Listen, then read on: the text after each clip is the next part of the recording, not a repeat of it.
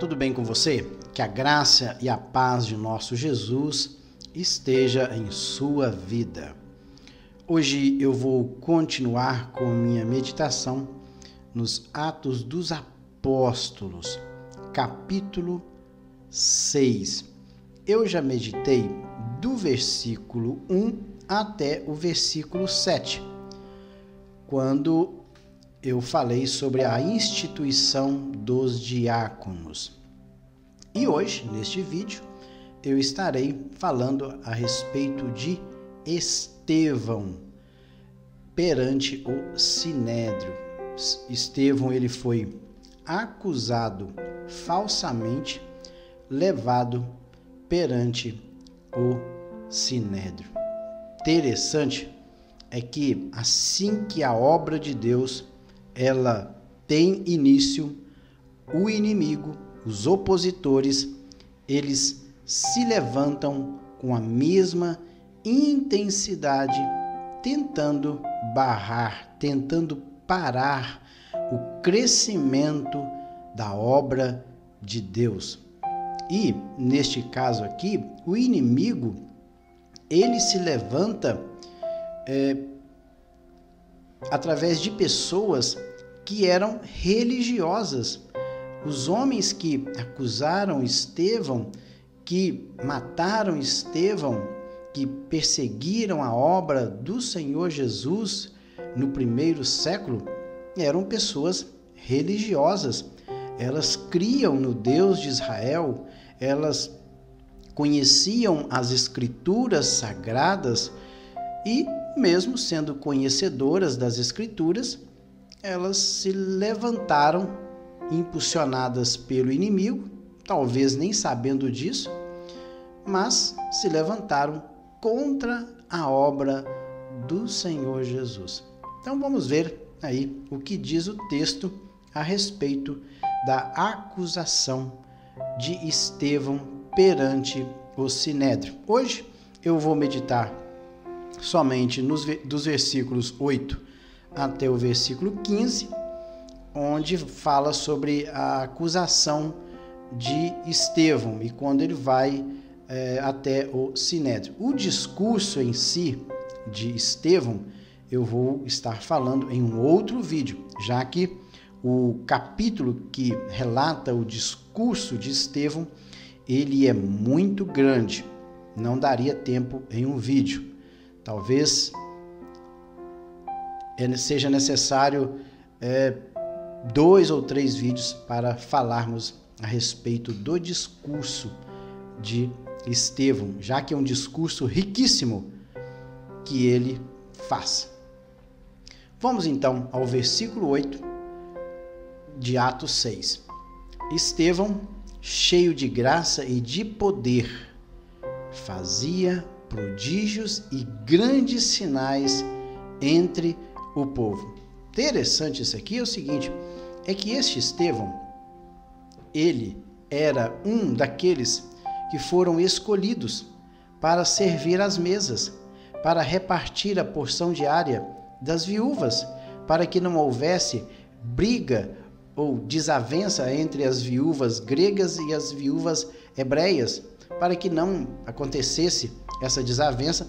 Os apóstolos, eles escolheram 7 homens cheios do Espírito Santo para servir estas viúvas. E um dos tais era Estevão. E veja bem que Estevão, o seu ministério, ele não ficou restrito apenas a servir às mesas, ou servir as viúvas gregas e hebreias. Não. Ele também fazia a obra do Senhor. Esse diácono, além de servir, ele também, cheio de poder e graça, fazia prodígios e grandes sinais entre o povo. Interessante é que Lucas, ele fala de prodígios e grandes sinais. Vamos ver o que cada palavra dessa no original grego quer dizer. Graça, nós já sabemos que é favor imerecido. Ele cheio do favor de Deus, Quem encheu Estevão deste poder, desta graça, desse favor imerecido, é o próprio Deus. Foi Deus que o capacitou. Nós não somos nada.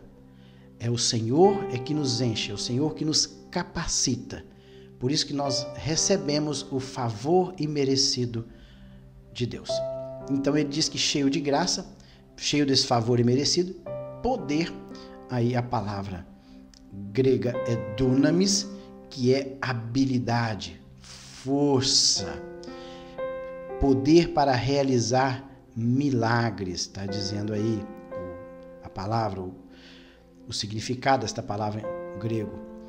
Poder para realizar milagres, habilidade, força. Então, ele recebeu de Deus este poder, esta habilidade para fazer o quê?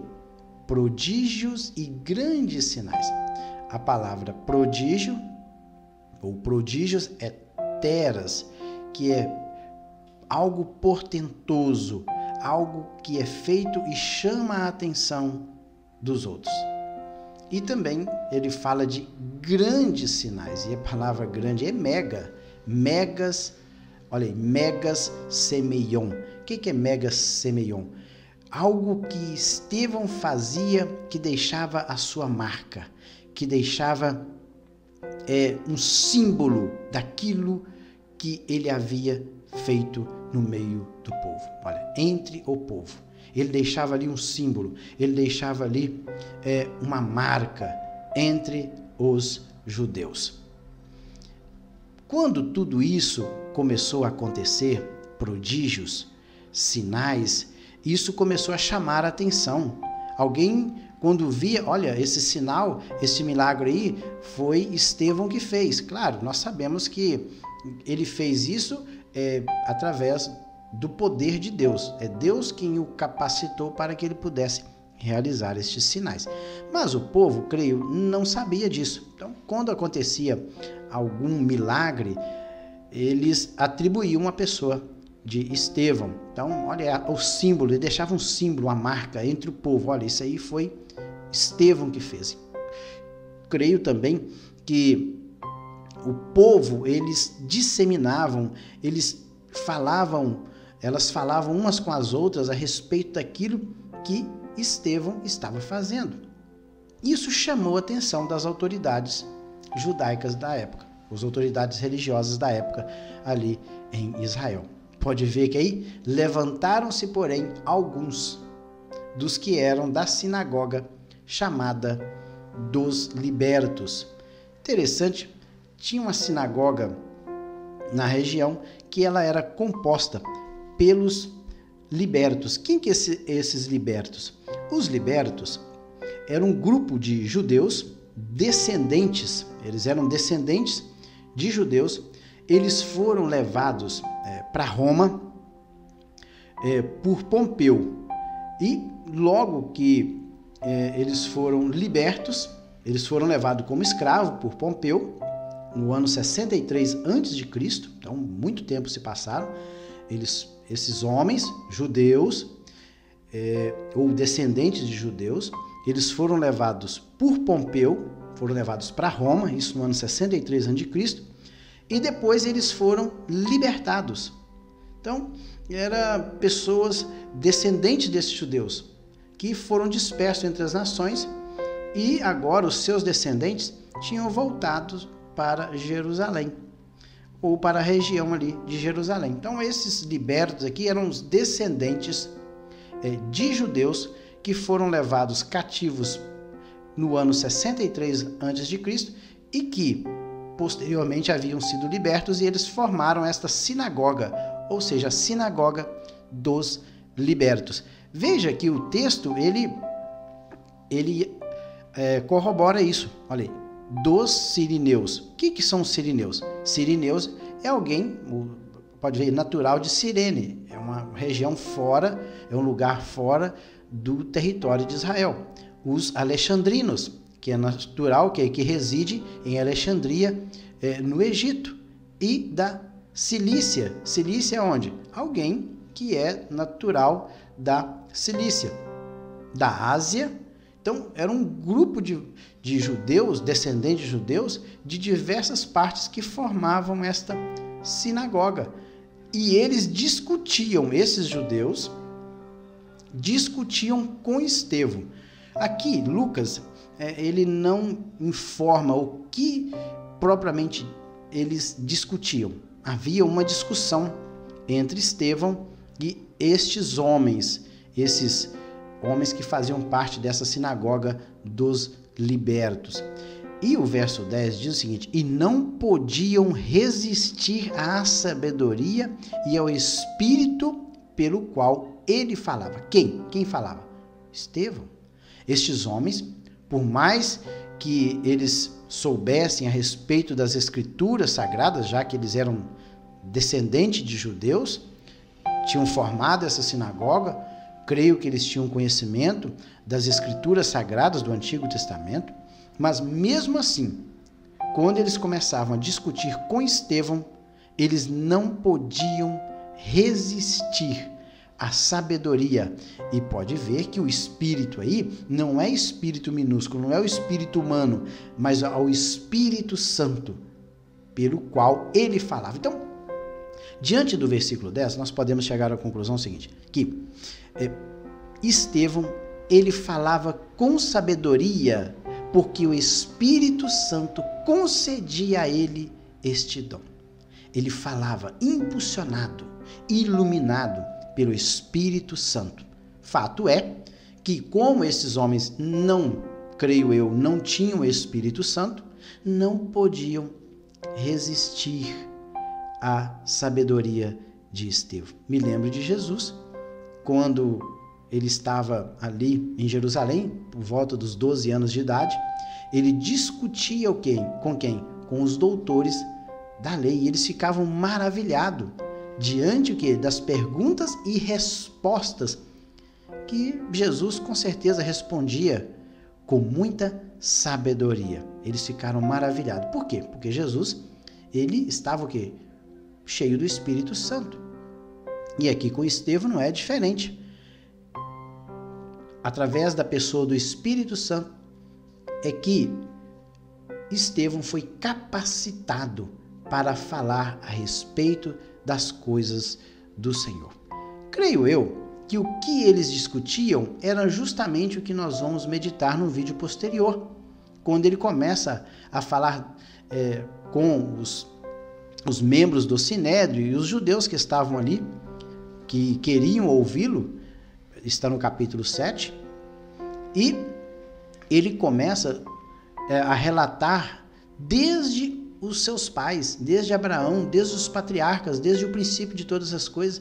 Estevão, ele começa um discurso dentro das Escrituras, mostrando para aqueles homens que Jesus, ele era o Messias prometido. Então, eles não podiam resistir a essa sabedoria, essa iluminação do Espírito Santo que estava capacitando a pessoa de Estevão.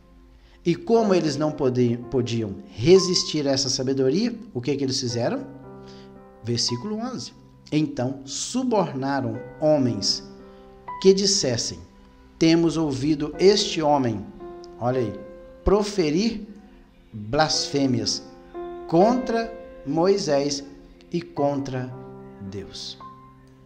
Fizeram isso com Jesus. Fizeram isso com o Mestre amado. Acusaram Jesus também falsamente. Veja a que ponto chegou a religião judaica. Interessante, o que me chama a atenção nas Escrituras Sagradas a respeito dos judeus do período de Jesus é que sempre eles estavam pecando contra Deus, sempre eles estavam transgredindo as ordens, aos mandamentos do Senhor. E neste caso aqui, apresentando o quê? Testemunhas falsas. Interessante que, com a morte de João Batista, eles permitiram, o povo judeu, nada fizeram para impedir a morte de João Batista. E ele foi decapitado, foi morto. Não fizeram nada. Depois, eles pediram que Jesus fosse morto. Quando eles disseram, crucifica-o, crucifica-o. E, no caso aqui de Estevão, eles mataram Estevão com as próprias mãos. Interessante, veja a sequência. João Batista, eles nada fizeram, simplesmente ficaram alheios à morte dele. Poderiam impedir? Sim, creio que poderiam, mas não fizeram nada. Eles permitiram que João Batista fosse morto. No caso de Jesus, eles pediram que Jesus fosse morto. E no caso de Estevão, agora, os próprios judeus, com as suas mãos, derramaram sangue de um homem justo, de um homem fiel a Jesus. E o que eu chego à conclusão é o seguinte, é que os judeus, eles pecaram contra o Pai Eterno, quando eles permitiram que João Batista fosse morto. João Batista era o enviado do Pai, o sacerdote do Pai. Foi o Pai que enviou João Batista para preparar o caminho do Messias. E quando eles permitiram que João Batista fosse morto, eles pecaram contra o Pai.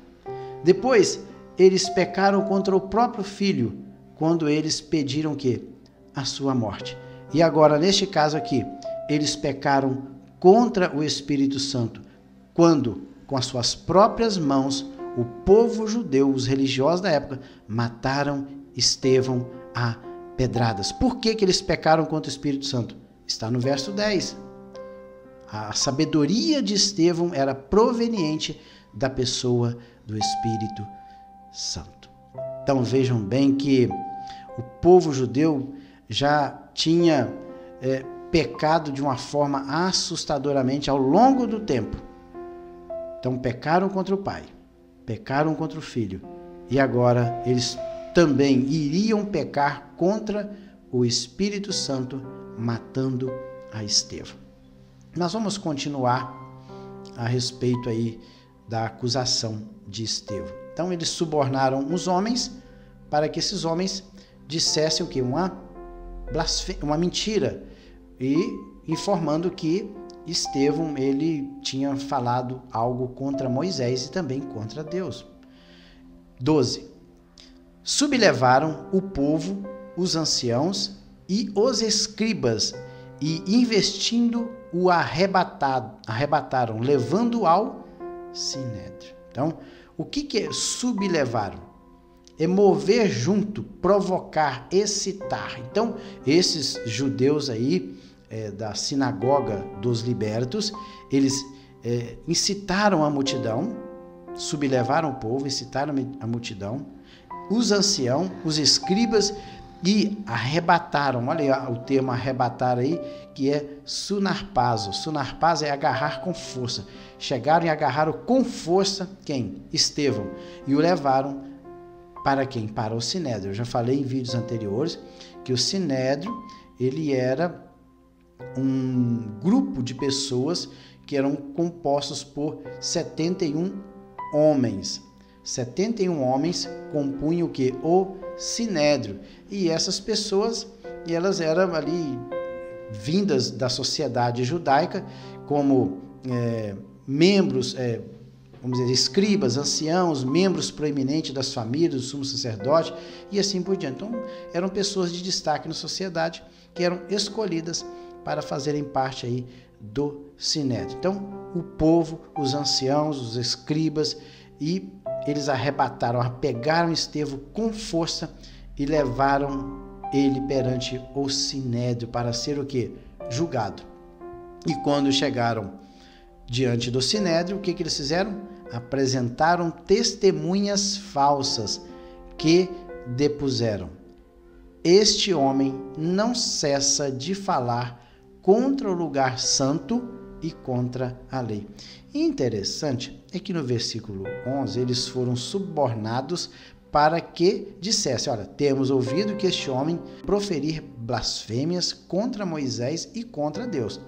Já aqui no versículo 13, este homem não cessa de falar contra o lugar santo, que é o templo em Jerusalém, e também contra a lei dada por Deus. Lá em cima era contra Moisés e contra Deus. Aqui no versículo 13 era contra o templo e contra a lei. Mudou. Interessante. Eles não sabiam nem o que proferir diante de Estevão, já que eram testemunhas falsas, eles foram pagos para isso, foram subornados para isso. Então, ao certo, eles não sabiam muito bem o que dizer diante do Sinédrio. Foram combinados que eles deveriam dizer isso. Olha, nós ouvimos falar ele blasfemando contra Moisés e contra Deus. Quando chega diante do Sinédrio, olha, esse homem não cessa de falar contra o lugar santo, que era o que? O templo, e também contra a lei, contra as escrituras sagradas.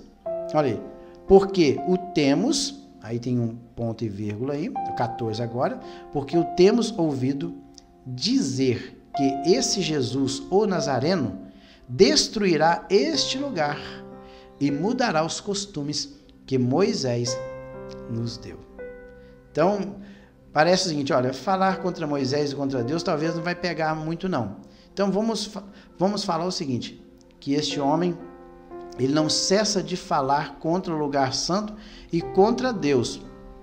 Por quê? Porque ele está repetindo o mesmo que o seu mestre, que é Jesus, o Nazareno, ele destruirá este lugar. Quem? O santo templo, assim na mente dos judeus, o templo em Jerusalém. E também este Jesus, ele vai mudar os costumes que Moisés tinha dado ao povo judeu. Ao versículo 15, todos que estavam assentados no sinédrio, fitando os olhos em Estevão, viram o seu rosto como se fosse rosto de anjo. Então veja que a presença de Deus, o Espírito Santo, realmente ele estava na vida de Estevão. Eu creio que naquele exato momento ali, o Espírito Santo revestiu Estevão para que ele pudesse falar com aqueles homens que estavam com sede de sangue. E como realmente eles tiraram a vida do Estevão.